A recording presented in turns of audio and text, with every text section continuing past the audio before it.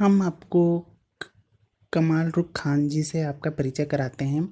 ये clinical hypnotherapist हैं, writer हैं, पेंटर हैं, एविड रीडर हैं एंड ट्रैवलर हैं, ट्रैवल एंथुजियास्ट हैं। इसके अलावा आज इन्होंने एक पत्र लिखा है और इनका एक और अहम रूप है, वो भी हम आपको बताएंगे। जो इनका पत्र है वो टू द पब्लिक, वो ये है: the my first hand account of life in an intercaste marriage, anti conversion bill. ये अब इंटरकास्ट मैरिज और एंटी कन्वर्जन बिल के विषय में क्या सोचती हैं, और सबसे बड़ी बात ये है कौन, पहले आप ये जान लीजिए। ये हैं, आप देख सकते हैं, ये the wife of late music director Wajid Khan. वो जो आपकी सलमान खान की जो मूवीज़ हैं उनमें म्यूज़िक डायरेक्टर रहे हैं साजिद वाजिद, उनमें से ये वाजिद खान जिनका कोरोना से इंतकाल हो गया, दुखद इंतकाल, ये उनकी वाइफ रही हैं। तो पढ़ते हैं इन्होंने क्या लिखा है।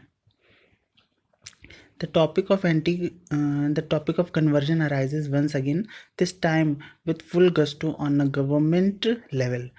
My name is Kamal Rukh Khan, wife of late music director Wajid Khan. My husband and I had a courtship spanning over 10 years before we finally got married. I am Parsi and he was Muslim. We were what you would call college sweethearts.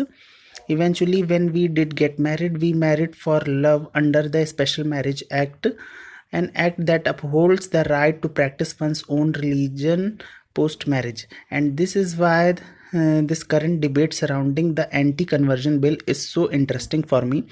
I want to share my ordeal and my experience in an intercaste marriage, that in this day and age, a woman can face such prejudice, suffering, and discrimination in the name of religion is a complete shame, and an eye opener. My simple Parsi upbringing was very democratic in its value system. Independence of thought was encouraged, and healthy debates were the norm. Education on all levels was encouraged. However, post marriage, this same independence, education, and democratic value system was the biggest problem for my husband's family. An educated, thinking, independent woman with an opinion was just not acceptable, and resisting the pressures of conversion was sacrilege. I have always respected, participated, and celebrated all faiths, but my resistance to convert to Islam drastically widened the divide between me and my husband, making it toxic enough to destroy our relationship as husband and wife, and his ability to be a present father to our kids.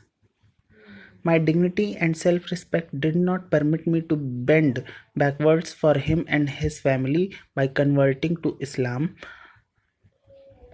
Conversion was not a value system I believed in personally.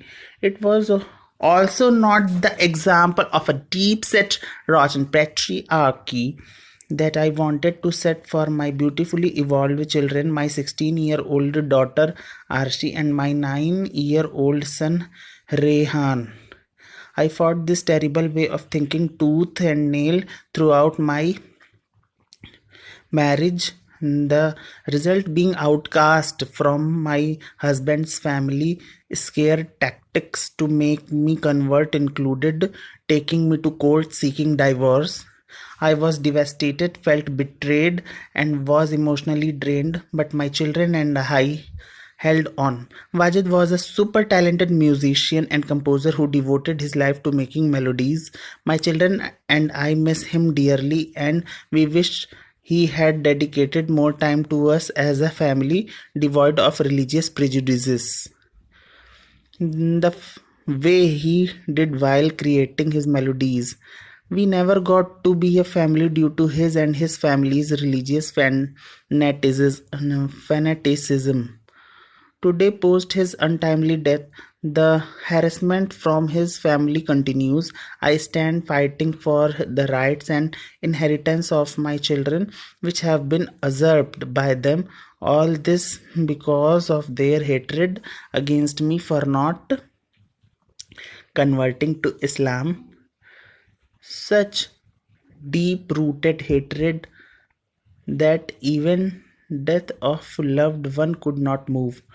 I truly wish this anti-conversion law is nationalized, reducing the struggle for women like me who are fighting the toxicity of religion in intercaste marriages.